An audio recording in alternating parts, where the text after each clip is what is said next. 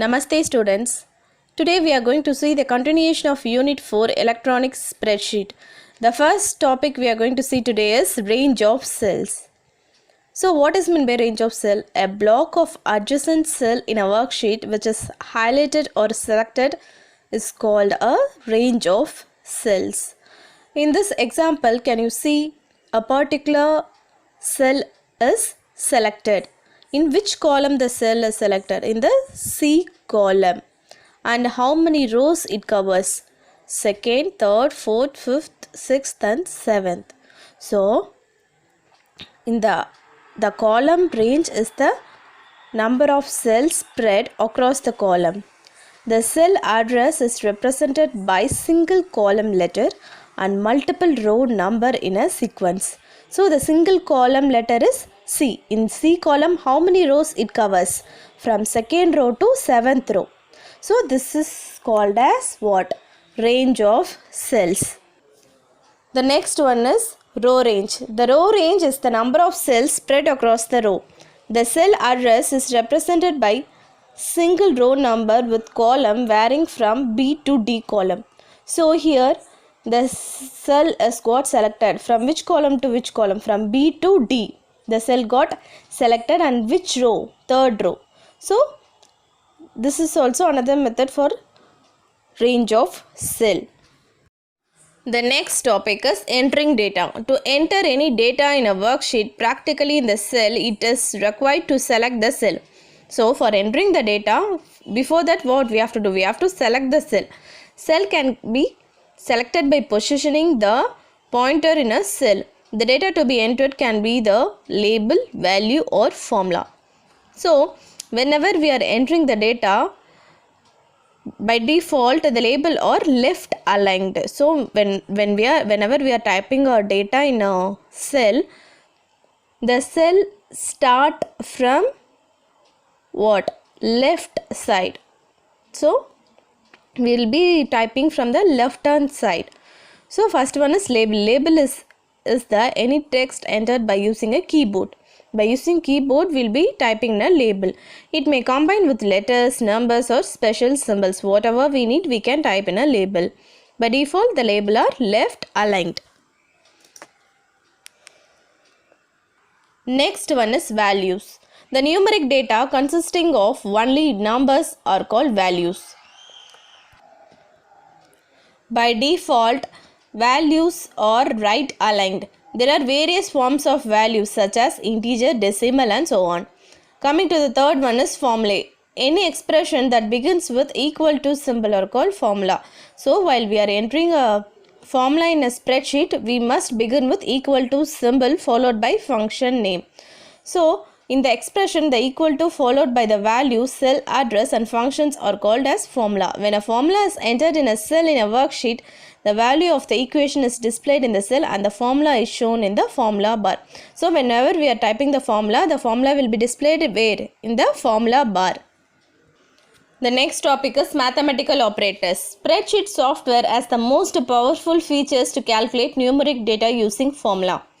As we use a calculator for calculation, Calc can be add, subtract, divide, multiply and much more. LibreOffice Calc uses standard operators for formulae such as plus, minus, multiplication, division for arithmetic operation. The order of evaluation can be changed by using bracket. So the expression within the bracket are evaluated first. So mathematical operators operate precedence. Addition first, subtraction second, multiplication third, division fourth, then exponentiation, simple calculation using values and operators. So these are all the mathematical operators which we can use in our spreadsheet. Next we are going to see is commonly used basic functions in Calc. So the first function is sum. Sum function is used for what purpose? It is used for doing addition. Okay, the syntax of sum is equal to sum in the bracket number 1, number 2, which means range.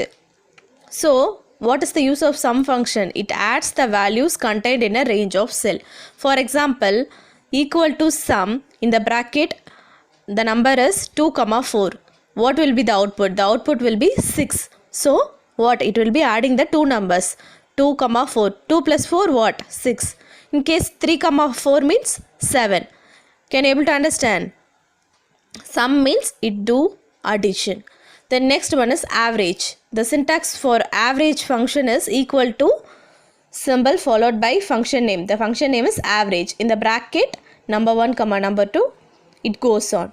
So it find out the average of the value contained in a range of cell, which means after doing addition we used to find out the average. No, for example 2 comma 2, we have to find the average for 2 comma 2 means 2 plus 2 what, 4. So 4 divided by 2. Why 2? I am saying why we have to divide it by 2 means how many numbers are there? 2 numbers. So if we are dividing 4 by 2 means what will be the answer? The answer will be what? 2. Next one is max. Max function is used to find out the largest number. Can you able to see the syntax? Equal to max in the bracket number 1 number 2 goes on. It find out the largest value contained in a range of cell. Let me say you an example. Equal to max in the bracket 8 comma 9 comma 10. So here what will be the result? Which number is the bigger one? 8 comma 9 comma 10. So 10 is the bigger one, so the output will be 10. Then coming to the next function is min. What is min by min function? It find out the smallest value.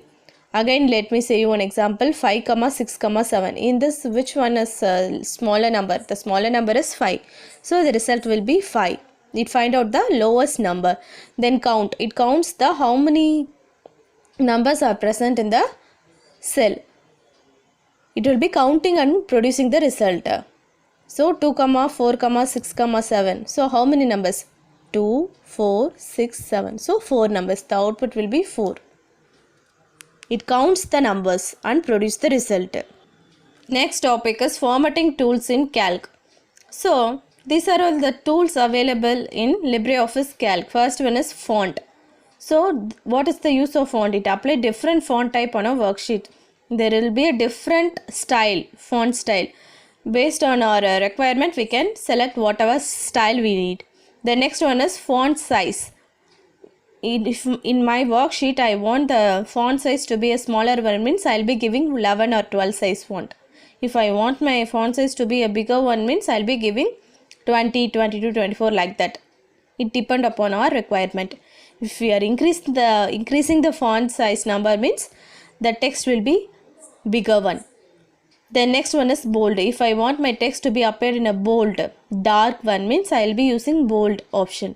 Then italic means if I want my text to be appears in a italic format, means I will use italic option. Then underline means if I want my text to be underlined in while typing a topic, we used to underline the topic. No, that time we can make use of this underline option. Then left alignment. If we want the text to be appeared in left side, means we can use left alignment. And then center alignment is there. Then right alignment is there. Then increase decimal places. It shows more precise value by using more decimal places. Then decrease decimal places. It shows less precise decimal places. Now we will see the formatting a range of cells with decimal places. The division of different numbers may result in varied decimal places in the quotient. In such cases, it is necessary to format the number of fixed numbers of decimal places. Following are the steps to format a cell to the required number of decimal places. First, we have to select the range of cell. Then open the Format Cell dialog box. Then click the Number tab. Then select the number. Then change the decimal places as required and click OK. So, in this example, can you able to see before formatting and the after formatting with decimal places. In this example, you can able to understand the concept. Next one is formatting a range of cell to display times. A time is indicate in a computer as in this format. So the common format of this is hour, minutes, second. So follow the steps below to format a range of cell to display the time. First we have to select the cell range. Then open the Format Cell dialog box. Then click the Number tab. Then select the time category. select category time should be displayed and then click OK. So in this example, the time with different format it appears here. So can you able to see the formats? First format is hour, minute, second. The next format is also same. Then the third one is display hour, minute. It didn't display the seconds. So depend upon the format we are giving, the output will be displayed. The next one is formatting alignment of a cell range. The label and values can be aligned to the left, right, center of a cell range by using the alignment icon left, right, center on the standard toolbar. First we have to select the range of cell, then open the format cell dialog box. Then we have to click the alignment tab. We can choose left, right or center and then we can click OK. According to that alignments, the output will be displayed. The next topic is using the fill handle. The calc fill handle tool is used to fill the next cell till you drag it with the next predefined value. For example, if you want to fill the numbers in sequence of 1, 2, 3 and so on, or days of the week as Monday, Tuesday and so on, or month name as Jan, Feb. So what we have to do, we have to enter the first two values, then we have to select it and then drag to the next cell till you wish to continue the series of sequence. Now we'll see practically the use of fill handle.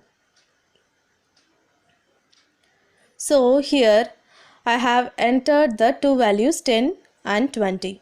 Then I am selecting 10, the two numbers, and then I am dragging the pointer till where I need. So can you see the output?